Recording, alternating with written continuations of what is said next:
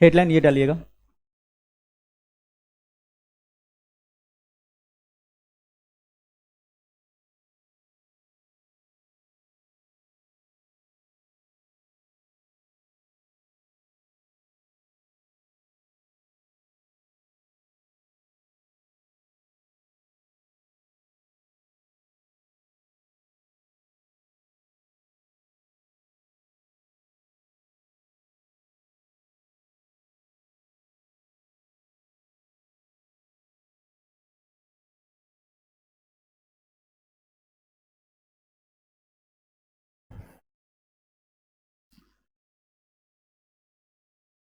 उम्मीद करता हूँ सबको भारत का मैप तो बनाना आ गया होगा।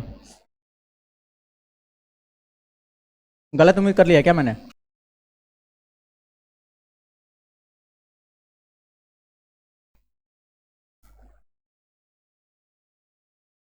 बनाते जाइए, मैप बनाइए पहले। ये कौन सी रेखा है? कर्क रेखा।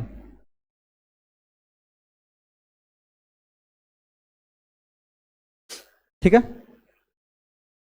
इसको कौन सा भारत बोला जाता है? प्रायद्वीपीय भारत बोला जाता है। इसे प्रायद्वीपीय भारत क्यों बोला जाता है? क्योंकि इसके तीन तरफ से क्या है? जलीय क्षेत्र से घिरा हुआ है। एक तरफ क्या है? बंगाल की खाड़ी,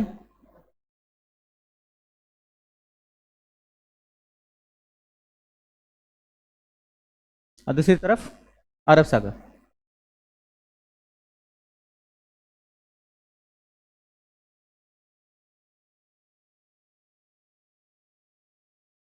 ठीक है।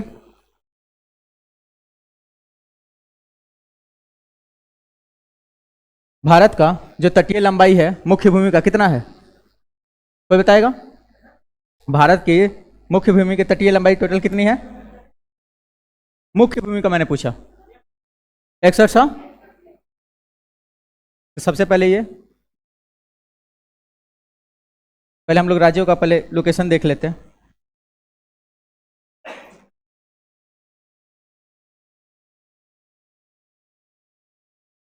ये कौन सा राज्य है?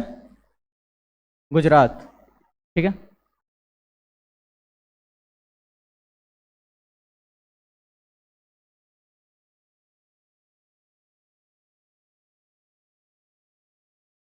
ये कौन सा राज्य है? केरल। ये कौन सा राज्य है? तमिलनाडु। ऐसे केवल के लिख देंगे तो समझ में आएगा ना? टीएन तमिलनाडु।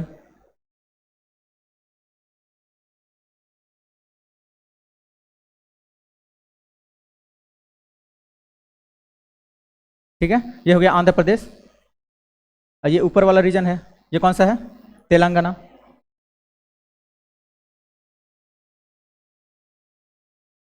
ये हो गया आंध्र प्रदेश।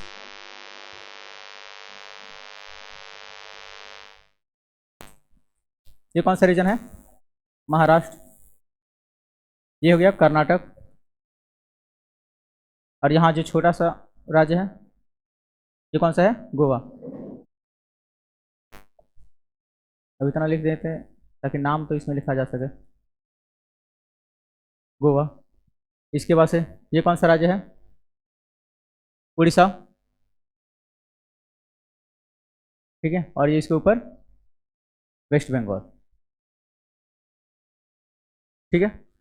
देखिए ये कर्क रेखा वेस्ट बंगाल से गुजरती है, उड़ीसा से नहीं गुजरती है। ठीक है। ये कौन सा राज्य है? यहाँ पे छत्तीसगढ़ से कर्क रेखा गुजरती है कि नहीं? गुजरती है। ये कौन सा राज्य हो गया?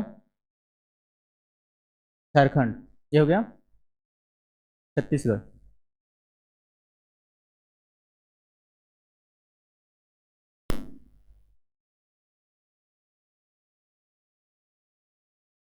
ये कौन सा राज्य है? एमपी। और ये जो छोटा सा निकला हुआ है ये राजस्थान है। ठीक है। इसके ऊपर देखिए लोकेशन बढ़िया से ध्यान रहना चाहिए। राजस्थान से कर्क रेखा गुजरती है। ठीक है। मध्य प्रदेश से मध्य प्रदेश से गुजरती है। उत्तर प्रदेश से तो नहीं गुजरती है ना? नहीं, तो इसको देखिए यहाँ पे इसके ऊपर रहेगा।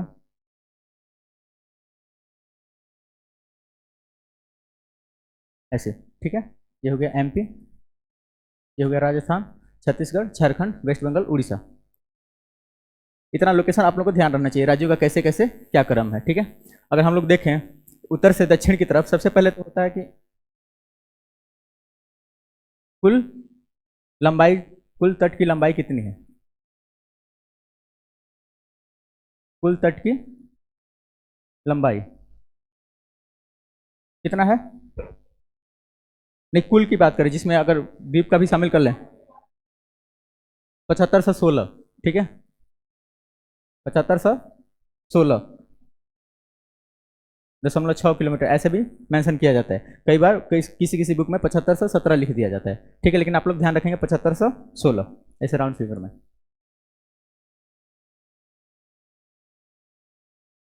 ठीक है। और इसमें इसमें क्या है, ये द्वीप भी शामिल है। अगर मुख्य भूमि का देखा जाए तो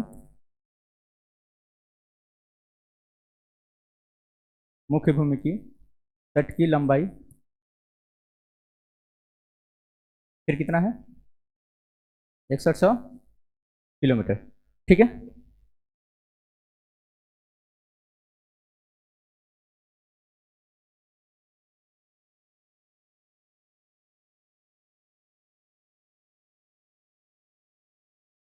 देखिए अब इसे लगने वाले राज्य कितने हैं टोटल, आप लोग काउंट करेंगे यहाँ पे, 1 2 3 4 5 6 7 8 9, टोटल कितने राज्य हैं, 9 कुल राज्य।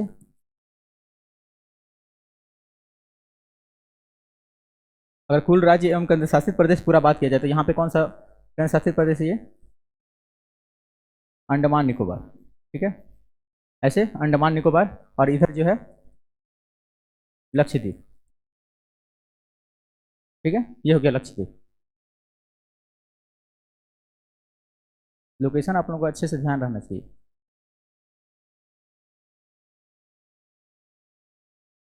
ठीक है, ये हो गया अंडमान निकोबार, ये लक्षद्वीप, ठीक है। इसमें अगर देखा जाए तो कुल राज्य एवं केंद्र शासित प्रदेश तो टोटल कितने हैं, 13, जिसमें राज्य कितने हैं, राज्य हो गए 9 और केंद्र शासित प्रदेश 4 हैं, ठीक है। केंद्र शासित प्रदेशों में देखा जाए तो कौन कौन से हैं, 9 तो राज्यों का समझ में आ गया कि गुजरात, महाराष्ट्र, गोवा, कर्नाटक, केरल, तमिलनाडु, आंध्र प्रदेश, उड़ीसा और वेस्ट बंगाल। सबसे पहले अगर क्रम से लिखें, ऐसे क्रमबद्ध रूप से देखें तो पश्चिम से पूरब की तरफ जो पश्चिम तटीय पे है और पूर्वी तटीय पे है, अगर क्रमबद्ध रूप से बोला जाए तो कौन कौन से होगा, पहला गुजरात, दूसरा महाराष्ट्र, तीसरा गोवा, चौथा कर्नाटक, पांचवा केरल, छठा आंध्र प्रदेश, सॉरी तमिलनाडु,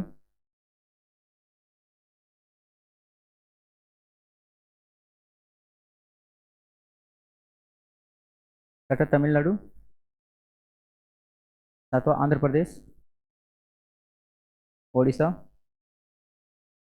नौवां वेस्ट बंगाल, ठीक है। इतने टोटल राज्य हो गए। और केंद्र शासित प्रदेश में देखें तो कौन कौन से हैं, ये हो गया राज्य,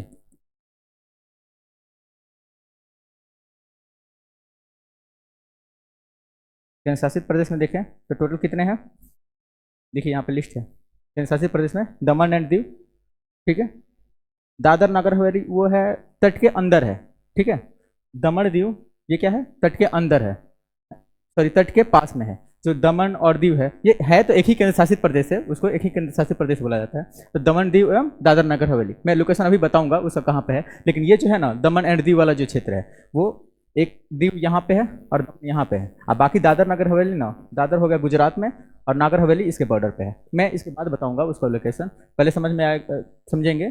दमन एंड दीव, दादर नगर हवेली, ये हो गया एक केंद्र शासित प्रदेश। दूसरा पौंडीचेरी, पुदुचेरी, ये भी क्या है, तटीय क्षेत्र में है। और इसके बाद से अंडमान निकोबार और लक्षद्वीप, ठीक है। केंद्र शासित प्रदेश में कौन कौन से हो गए, अंडमान निकोबार, लक्षद्वीप, पौंडीचेरी, दूसरा दमन एंड दीव नागर हवेली, टोटल 4।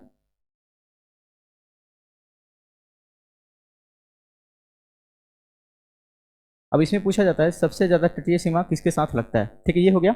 आप लोग लिख लिए, लिख लीजिए, जल्दी लिखिए।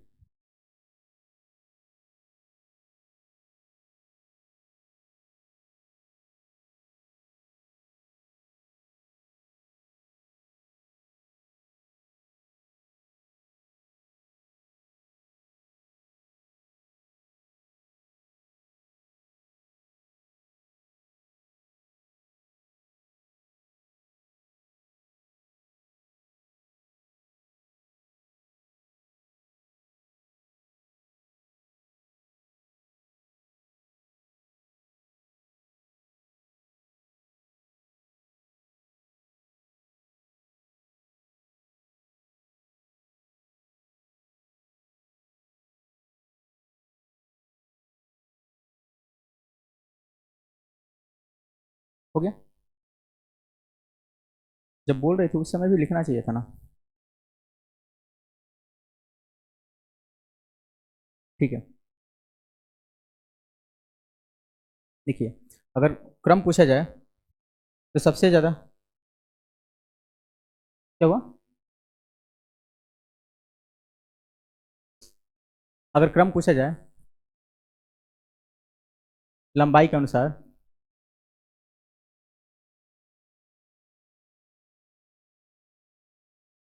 तटीय लंबाई के अनुसार राज्यों का क्रम,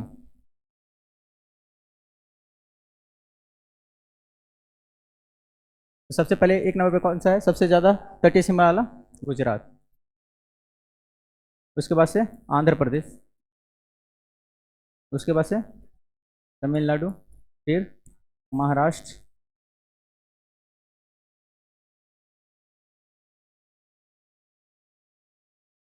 केरल होता है या उड़ीसा होता है? केरल, उड़ीसा, पश्चिम बंगाल, सॉरी, उड़ीसा के बाद कर्नाटक, 8वें पे पश्चिम बंगाल, उसके बाद से 9वां गोवा। अगर इसमें भी क्वेश्चन पूछा जाए केंद्र शासित प्रदेश और राज्यों का दे दिया जाए, इसमें निम्नलिखित में से कौन सा ऐसा केंद्र शासित प्रदेश एवं राज्य की सीमा है जो तटीय सीमा सर्वाधिक लगती है, तो उसमें क्या शामिल करेंगे? गुजरात से भी बड़ा किसकी तटीय सीमा है? अंडमान निकोबार की। ठीक है, टोटल 1962 किलोमीटर है उसका ऑलमोस्ट। ठीक है,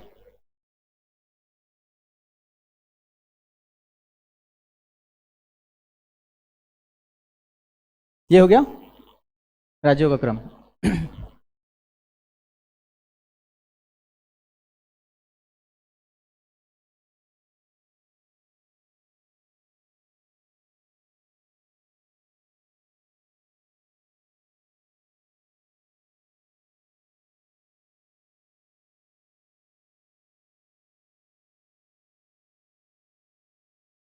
किस किस बेसिस पे बनाया जाता है उसका? एक तो भौतिक भूगोलिक अवस्थिति,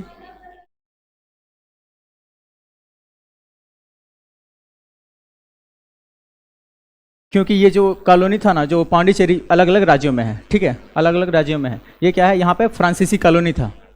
फ्रांसीसी 1954 में गए, तो जो बाकी के जो स्थल थे ना, उसी को केंद्र शासित। अब जैसे पटना है, पटना का शासन पूर्णिया को भी देखा जाता है, पटना से भी देखा जाता है कि नहीं? पूर्णिया को भी देखा जाता है, कटिहार को भी देखा जाता है। उसी प्रकार यहाँ पे भी है, अलग अलग डिस्ट्रिक्ट में होंगे। वहाँ पे माहे में भी होगा, कराईकल में भी होगा, कोई पांडिचेरी में भी होगा, वहाँ वहाँ पे प्रशासन किया जाएगा। ठीक है, तो वैसे ही देखा जाता है।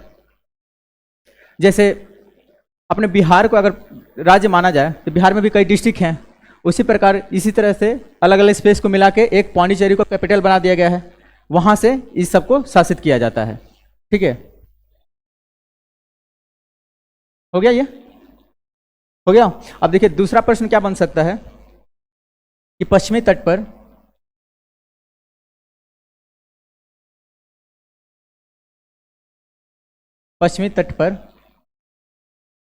उपस्थित या स्थित राज्य एवं पूर्वी तट पर स्थित राज्यों का क्रम।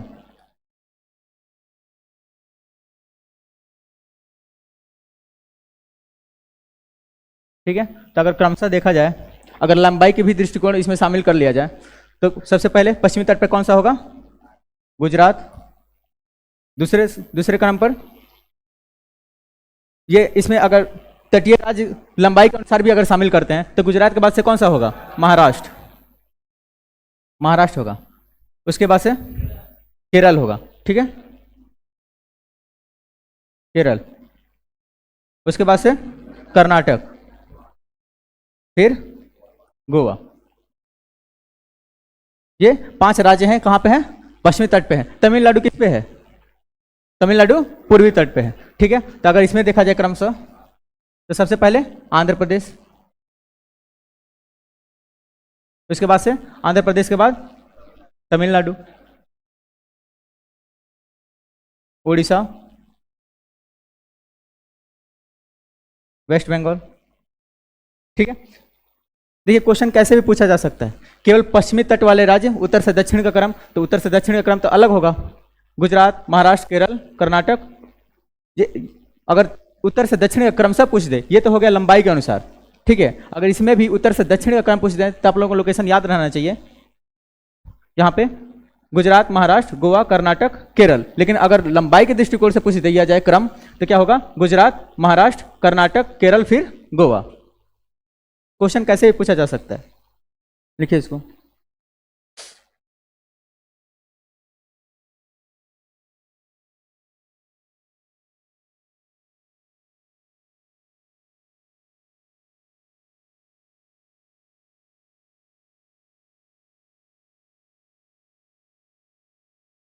हो गया?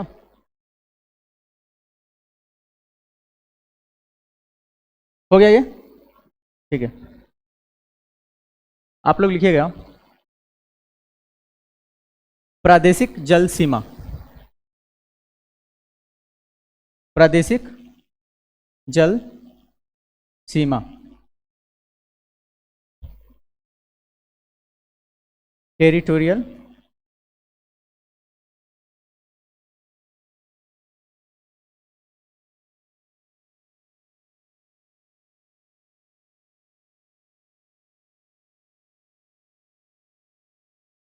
टेरिटोरियल सी, जो भारत का मैप है, जो भारत के तटीय राज्य हैं,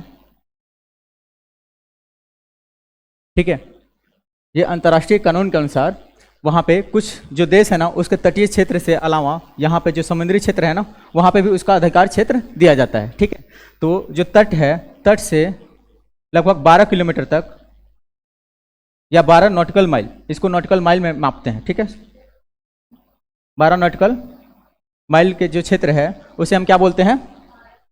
प्रादेशिक जल सीमा क्षेत्र बोलते हैं। ठीक है, जैसे 1 नॉटिकल माइल बराबर क्या होता है? 1 नॉटिकल माइल बराबर 1.8 किलोमीटर। ऐसे सामान्य रूप से 1 माइल बराबर कितना होता है? 1.6 किलोमीटर होता है। ठीक है, लेकिन हम लोग समुद्री सीमा माप रहे हैं, यानी नॉटिकल माइल में, यानी 1 किलोमीटर बराबर कितना? 1 नॉटिकल माइल बराबर कितना होता है? 1.8 किलोमीटर होता है। ठीक है, ये हो गया भारत की प्रादेशिक जल सीमा क्षेत्र हो गया। यहाँ पे क्या है, इसकी क्या विशेषता है? लिखते जाइए, पहले प्रादेशिक जल सीमा लिख लीजिए।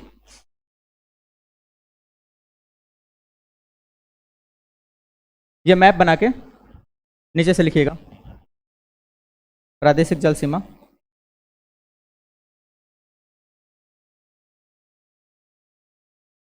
इंग्लिश में टेरिटोरियल सी।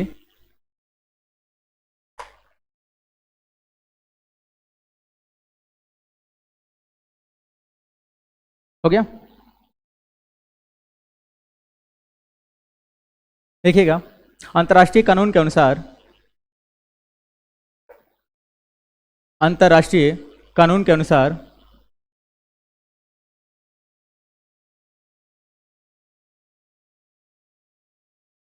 तट से तट से समुद्र की ओर या सागर की ओर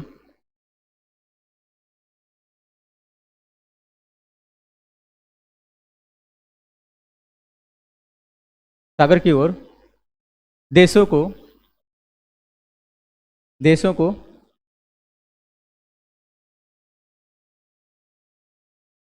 आर्थिक अधिकार दिए गए हैं। आर्थिक अधिकार दिए गए हैं।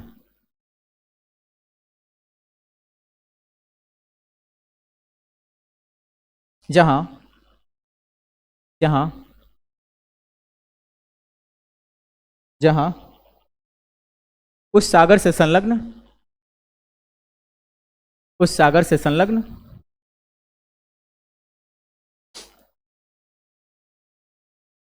देशों के उस देशों के तटों से संलग्न या सागर से संलग्न उन देशों के नियम एवं कानून लागू होते हैं।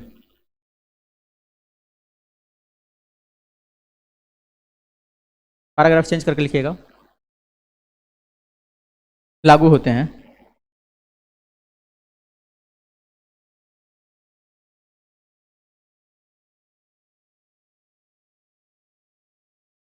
ठीक है, नियम एवं कानून लागू होते हैं। पैराग्राफ चेंज करके लिखिएगा। भारत के परिप्रेक्ष्य में भारत के परिप्रेक्ष्य में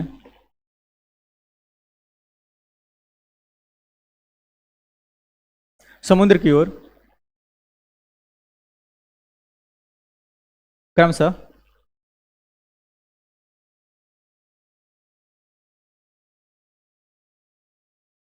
क्रमशः तीन सीमा या जोन में सीमांकित किया गया है। सीमा या जोन में सीमांकित किया गया है। सीमांकित किया गया है, जिसमें पहला है प्रादेशिक जल सीमा। प्रादेशिक जल सीमा। ठीक है, यहां पर देखिएगा, प्रादेशिक जल सीमा की लंबाई कहां से कहां तक है? तट से, ऐसे ऐसे लिखिएगा, डैश दे देंगे प्रादेशिक जल सीमा के नीचे। तट से तट से 12 नॉटिकल माइल समुद्र की दूरी। तट से 12 समुद्री मील समुद्र की ओर के क्षेत्र को प्रादेशिक जल सीमा कहते हैं। प्रादेशिक जल सीमा क्षेत्र कहते हैं।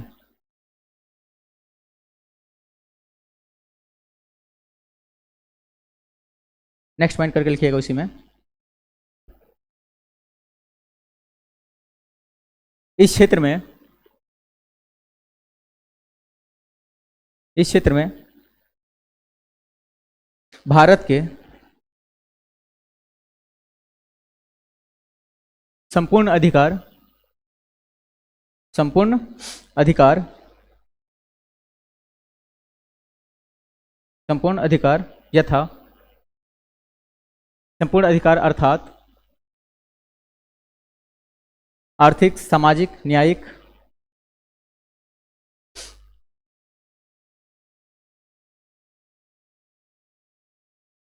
आदि शामिल है।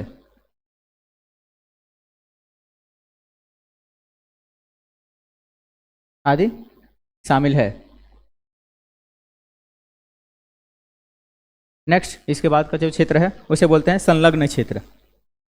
संलग्न क्षेत्र, जिसे इंग्लिश में कंटिग्यूअस जोन। यहां पर लिखा हुआ है, देखिए,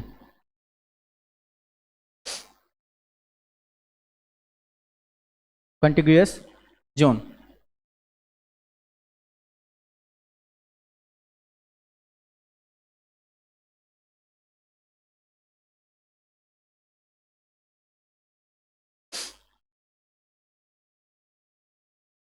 ठीक है, इसके बारे में लिख लीजिए।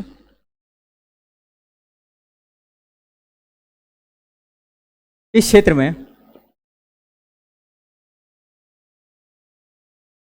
में भारत को इस क्षेत्र में भारत को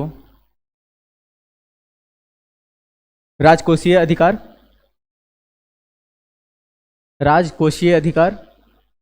लिखा हुआ है, राजकोषीय अधिकार, सीमा शुल्क,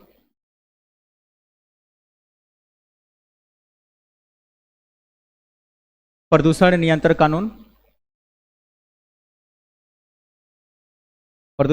कानून तथा अप्रवासी कानून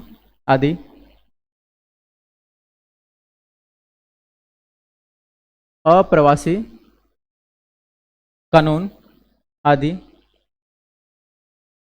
जैसे अधिकार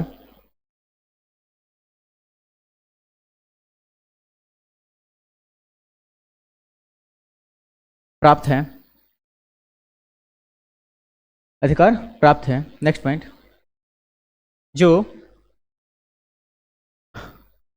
भारत के तट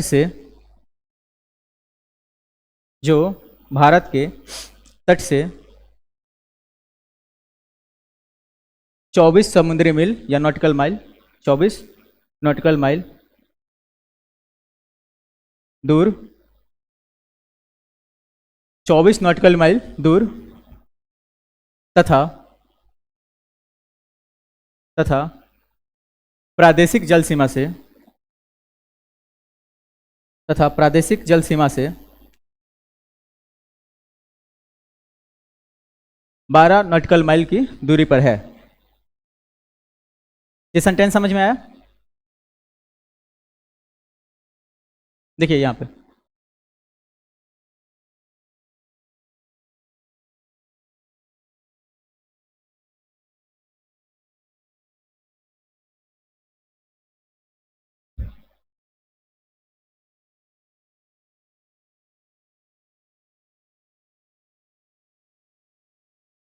ठीक है।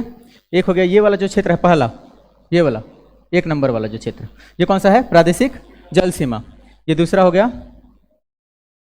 दूसरा कौन सा? संलग्न क्षेत्र। ठीक है। और तीसरा हो गया अनन्य आर्थिक क्षेत्र।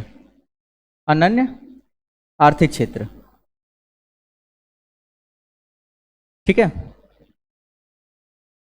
अब इसे क्रमशः अगर देखें तो जो पहला वाला है वो तट से कितना दूरी पे है? 12 नॉटिकल माइल। दूरी कितना है पहले वाले का? 12 नॉटिकल माइल। दूसरा तट से अगर दूरी पूछा जाए, ध्यान दीजिएगा क्वेश्चन में जैसे क्वेश्चन पूछा जाए वैसे आप लोग आंसर देंगे। अगर दूसरे का क्रम पूछा जाए तो तट से कितना किलोमीटर है? 24 किलोमीटर। तट से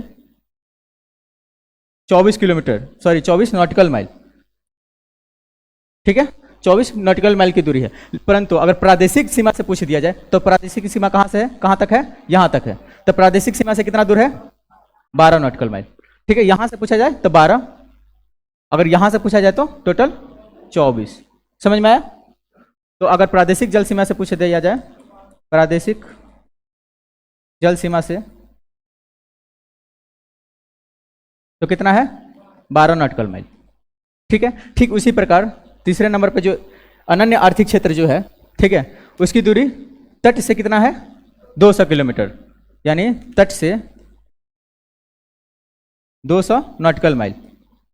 अगर वहीं प्रादेशिक जल सीमा से पूछ दिया जाए तो माइनस कर देंगे हम 12 उसमें से। अगर यहां से पूछ दिया जाए, संलग्न क्षेत्र से पूछ दिया जाए तो कितना है? 200 में से 24 माइनस कर देंगे तो कितना? 176 किलोमीटर। ठीक है, समझ में आ रहा है? ठीक है, ये कौन सा क्षेत्र होगा? ये हो गया प्रादेशिक जल सीमा, ये हो गया संलग्न क्षेत्र, और ये हो गया अनन्य आर्थिक क्षेत्र।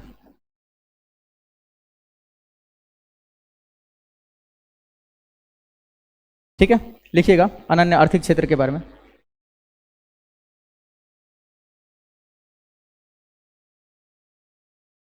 इंग्लिश में बोलते हैं एक्सक्लूसिव इकोनॉमिक जोन।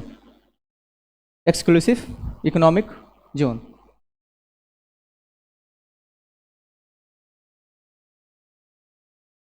नीचे लिखा हुआ है अनन्य आर्थिक क्षेत्र, एक्सक्लूसिव इकोनॉमिक जोन।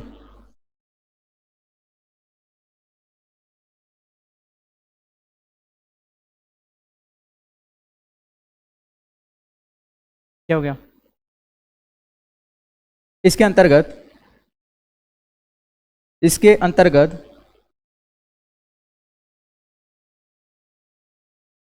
संलग्न क्षेत्र के आगे, इसके अंतर्गत संलग्न क्षेत्र के आगे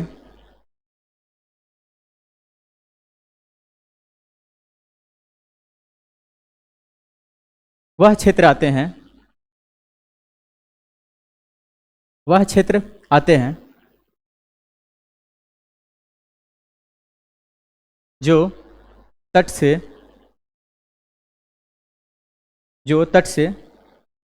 200 नॉटिकल माइल 200 नॉटिकल माइल की दूरी पर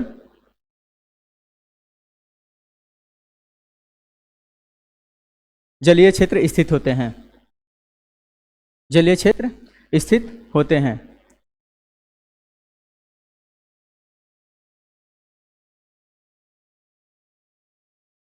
अब अधिकार की बात की जाए, लिखिए नेक्स्ट पॉइंट उसी में। इस क्षेत्र के अंतर्गत भारत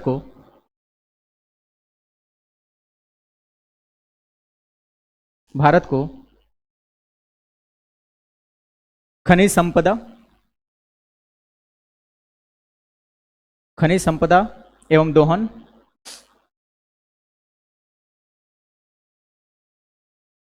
सागरीय जल शक्ति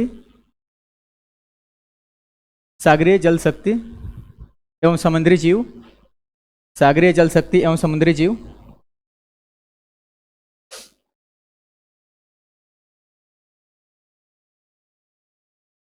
सर्वेक्षण एवं अनुसंधान। इस क्षेत्र के अंतर्गत खनिज संपदा, विदोहन, सागरीय जल शक्ति एवं समुद्री जीव, सर्वेक्षण तथा अनुसंधान जैसे अधिकार भारत को प्राप्त है।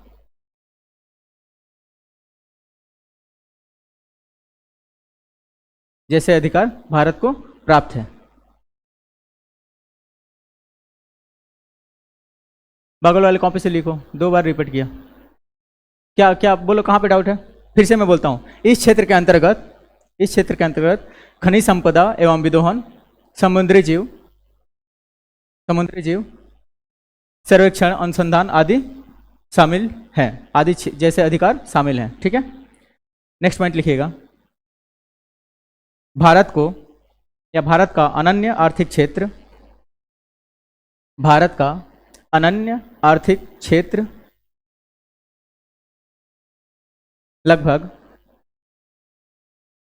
2.02 मिलियन वर्ग किलोमीटर, 2.02 मिलियन वर्ग किलोमीटर क्षेत्र शामिल है। यानी इसका अनन्य आर्थिक क्षेत्र काफी ज्यादा होता है। ठीक है, अगर अंडमान निकोबार को शामिल किया जाए तो वो भी क्या है, भारत का ही हिस्सा है, तो वहां से 200 नॉटिकल माइल को ऐड किया जाएगा। समझ रहे हैं ना? वो सबको शामिल करने के बाद तब इतना क्षेत्र आता है। समझ रहे हैं आप लोग? ठीक है, आज हम लोगों ने जाना क्या, तटीय राज्यों में कितने राज्य शामिल हैं? 13 राज्य टोटल शामिल है, जिसमें केंद्र शासित प्रदेश को भी शामिल किया जाता है। मुख्य भूमि में कितने? 9 राज्य हैं। ठीक है, बाकी और जो द्वीपीय राज्य हैं वो कौन कौन से हैं? अंडमान निकोबार और लक्षद्वीप हैं। ठीक है, अब कल जो हम लोगों ने पड़ोसी देशों के बारे में पढ़ाया था, उसमें 2 जलीय जो देश थे उसके बारे में देख लेते हैं। इसको नेक्स्ट क्लास में हम लोग देखेंगे।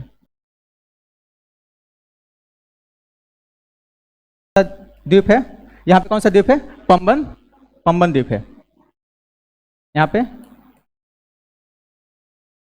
पंबन द्वीप है। इसी पर कौन सा जगह क्षेत्र स्थित है? रामेश्वरम। ठीक है, यहाँ पे कौन सा स्टेट श्रीलंका को और भारत को अलग करती है? पाक स्टेट। यहाँ पे पाक स्टेट है, वो किसको किसको अलग करती है? भारत को और श्रीलंका को। ठीक है, और यहाँ पे ये कौन सा खाड़ी है? ये वाला क्षेत्र को कौन सा खाड़ी बोला जाता है? पाक की खाड़ी, पाक की खाड़ी। और इस वाले क्षेत्र को कौन सा बोलते हैं? मन्नार की खाड़ी।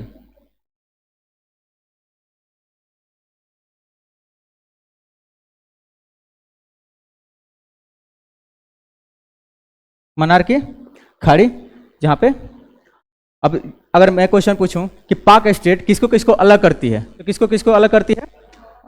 श्रीलंका को और भारत को। और किसको किसको जोड़ती है? तो बे ऑफ बंगाल और हिंद महासागर, या फिर पाक की खाड़ी और मन्नार की खाड़ी को जोड़ती है। ठीक है, इतना डिटेल्स इसके बारे में जानना है। तो पहले लिखेंगे श्रीलंका और भारत को अलग करने वाले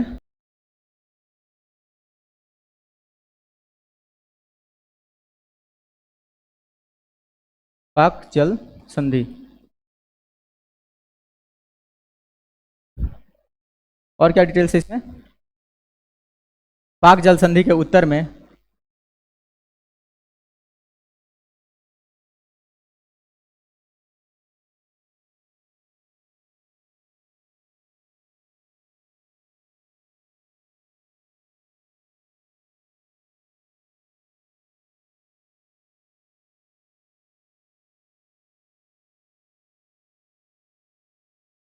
या ऐसे भी लिख सकते हैं, पंमत द्वीप कहाँ पे है? भारत और श्रीलंका के मध्य में है। ठीक है, जहां जिस पर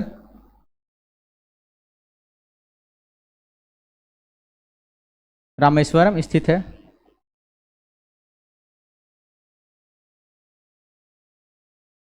ठीक है, यहीं पर वो कौन सा पुल बोला जाता है जो हनुमान जी द्वारा बनाया गया था? राम सेतु पुल। ठीक है, जिस पर रामेश्वरम स्थित है। यहां पे एक टापू विवाद में है, कौन कौन सा है बता सकते हैं आप? कौन सा? कच्छा तीवू। तो विवादी क्षेत्र अगर देखा जाए,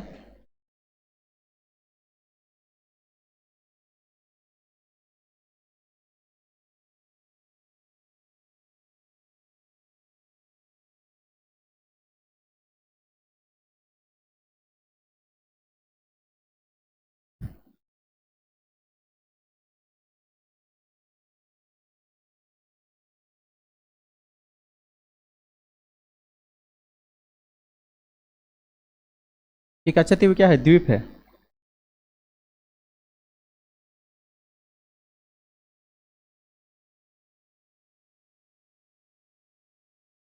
जो श्रीलंका के क्या है, ऊपर है, यहाँ पे इस वाले क्षेत्र में।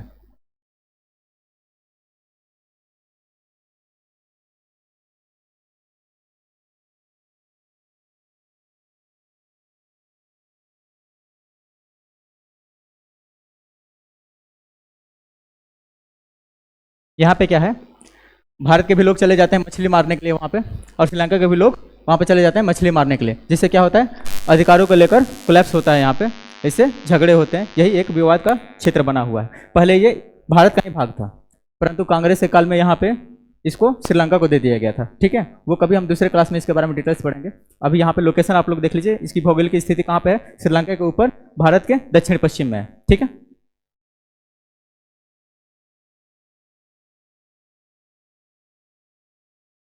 हो गया इतना। अगर ये भी क्वेश्चन ये भी पूछा जा सकता है कि पाक स्टेट किसको किसको जोड़ती है?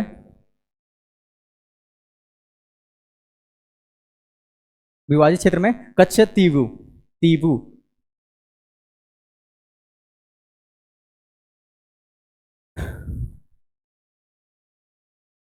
पाक स्टेट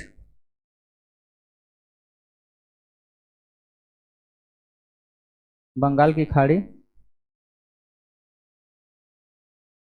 तथा हिंद महासागर को जोड़ती है।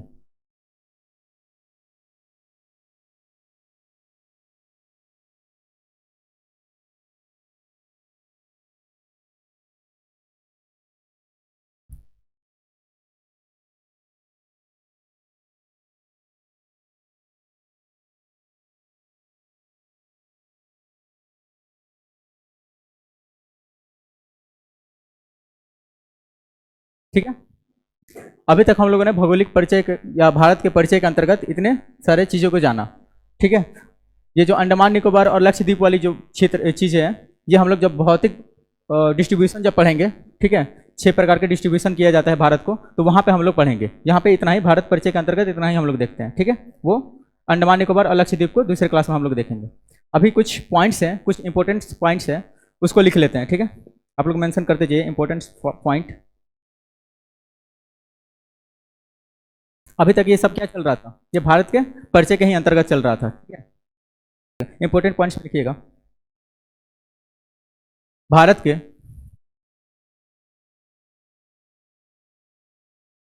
के उत्तर प्रदेश राज्य की सीमा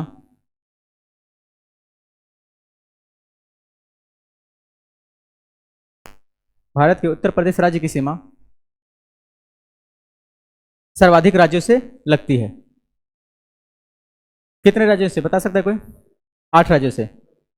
8 राज्यों और एक केंद्र शासित प्रदेश। कोष्टक में लिखिए 8 राज्य एवं केंद्र शासित प्रदेश। 8 राज्य एवं केंद्र शासित प्रदेश। वहां पे एक लाइन नीचे छोड़ दीजिए, ये आप लोगों का होमवर्क है कि उसे इर्द गिर्द में कितने राज्य हैं, उससे संलग्न कौन कौन से राज्य हैं। ठीक है। एक लाइन आप लोग वहां पे लिख लीजिए, यूपी से सटे हुए कौन से राज्य हैं, आप लोगों को मेंशन करके लाना है कल या मंडे को। एक डिस्ट्रिक्ट ऐसा है उत्तर प्रदेश का जो 4 राज्यों से लगता है, सोनभद्र, उसको लिख लीजिए नेक्स्ट पॉइंट में। यूपी के सोनभद्र से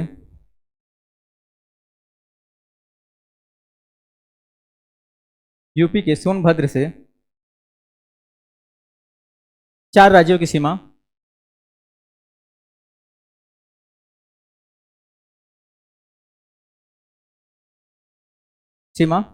लगती है। अब ये कौन कौन से राज्य हैं लिख लीजिए। मध्य प्रदेश, देखिए यहाँ पे है, जैसे अगर इसका लोकेशन देखा जाए यूपी का,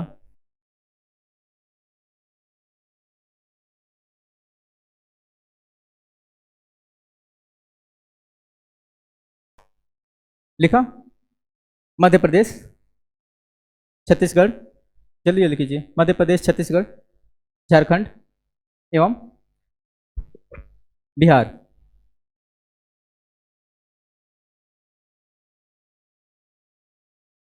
नेक्स्ट पॉइंट लिखिएगा।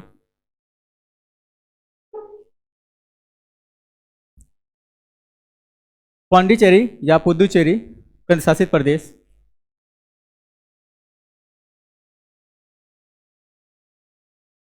पुदुचेरी केंद्र शासित प्रदेश का विस्तार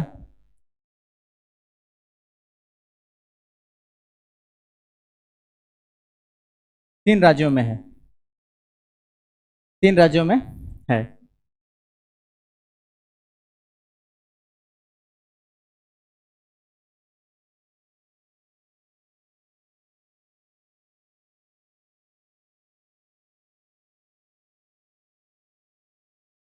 ठीक है। ये हो गया केरल,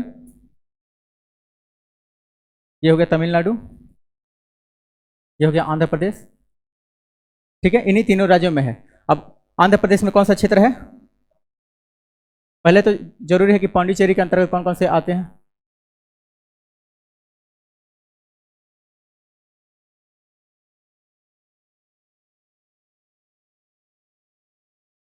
एक होता है यानम,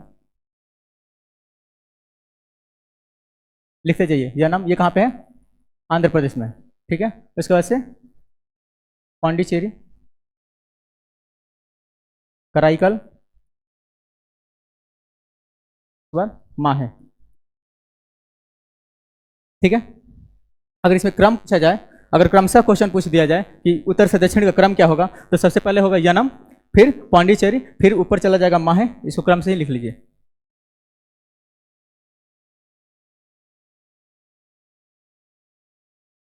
माहे, फिर कराईकल। देखिए इसका लोकेशन अगर मैप में देखें, यहाँ है यमन होता है, यनम होता है ना, यनम होता है। यहाँ पे है पांडिचेरी, जो इस केंद्र शासित प्रदेश की क्या है, राजधानी भी है। ठीक है, और यहीं से 12 डिग्री चैनल पे है, ये जो 12 डिग्री अक्षांश रेखा है ना, जो 12 डिग्री अक्षांश रेखा इसी से होकर गुजरती है। 12 डिग्री अक्षांश रेखा, इसी के नीचे है माहे, पांडिचेरी के नीचे यहाँ पे, इधर केरल में, और फिर इसके नीचे कराईकल।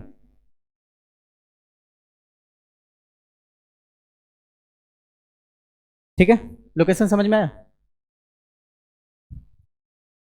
ये जो केंद्र शासित प्रदेश था, ये किसका भाग था, यहाँ पे किसका शासन था, फ्रांसीसी का। ठीक है, आप लोग चाहे तो नोट्स में ऐसे करके लिख सकते हैं। 1954 में ये आज़ाद हुआ था, किससे,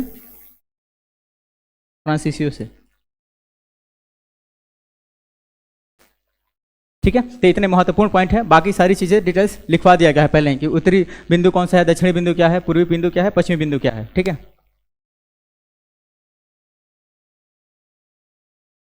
जो यमन कौन बता रहा था इधर, यमन, यमन एक देश है।